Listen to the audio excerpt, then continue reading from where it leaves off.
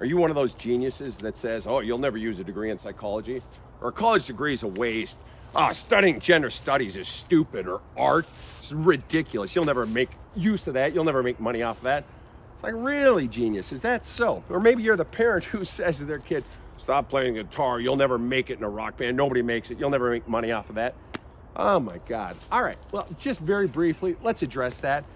Both of my kids have a degree in psychology. One's 31, has a massively successful career in sales, and he admits, I use psychology every day, Pop. My daughter is instrumental in running the disaster relief program in a mid-sized U.S. state, and fully admits she uses psychology every single day. Are they psychologists? No. Do they teach psychology? No. But do they use it? Is it instrumental to their success in their work? You fucking ain't right, it is.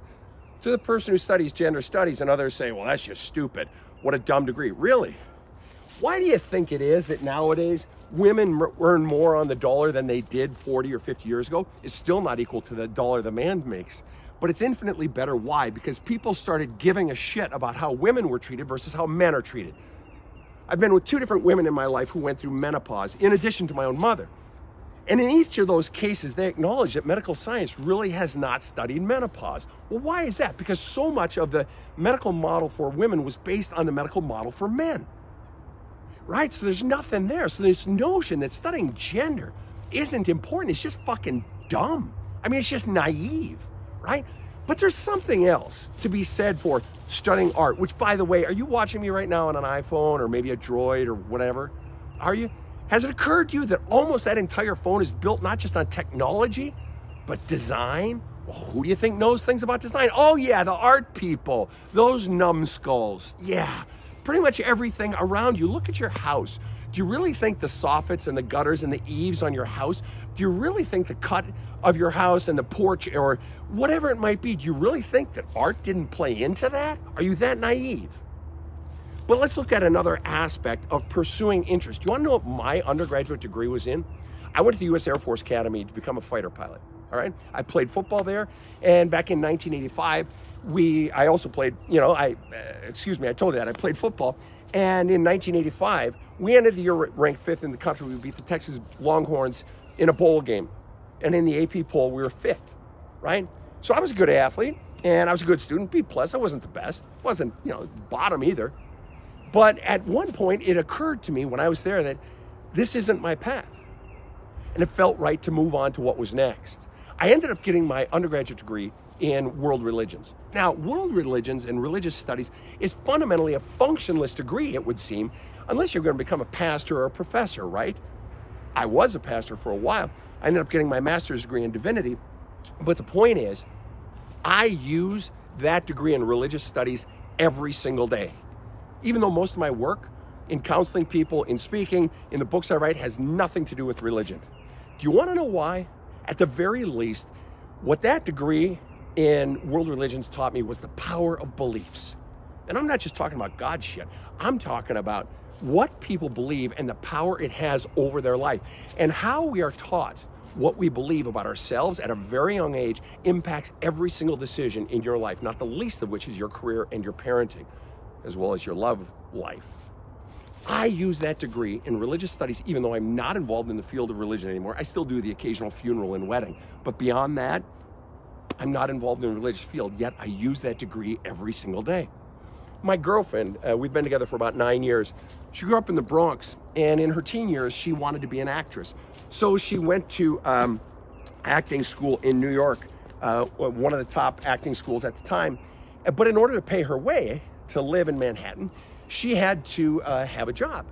And so she got 2 jobs, modeling and as a secretary. And she was a secretary, what they called them back then in the late 70s and early 80s, for a clothing company.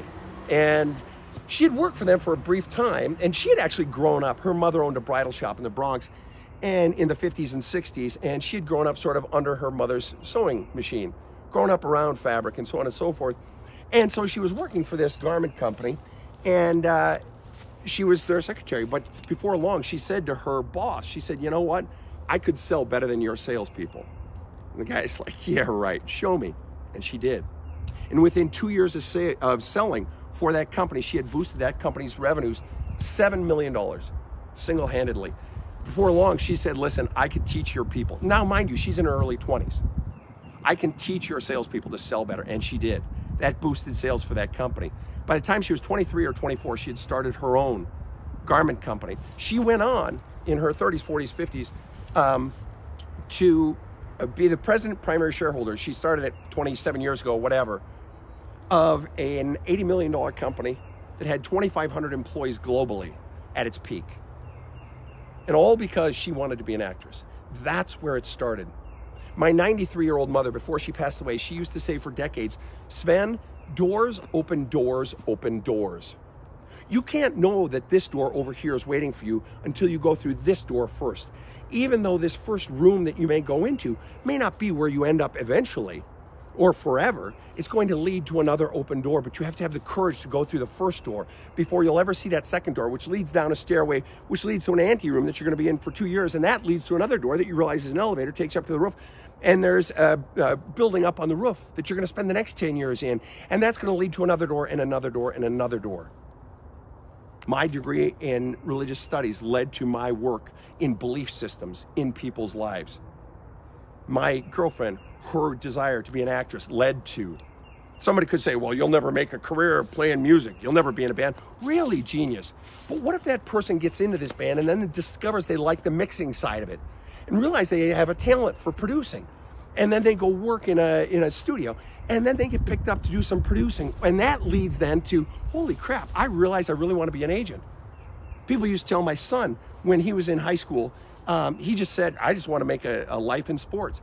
Now, back in my day, in the 70s and 80s, people would say, you can't make a career in sports, that's stupid. But I told my son, go for it. Now, was he good enough to play, football in college? Who knows? He just chose not to. The bottom line is, he knew he just wanted to be around sports.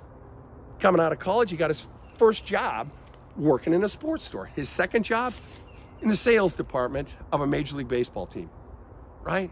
The point is there are so many careers in sports. Agent, front office, back office, field management, whatever it might be. There's so many different fields in music. There's so many different fields in everything. So are you short-circuiting your son or your daughter's life?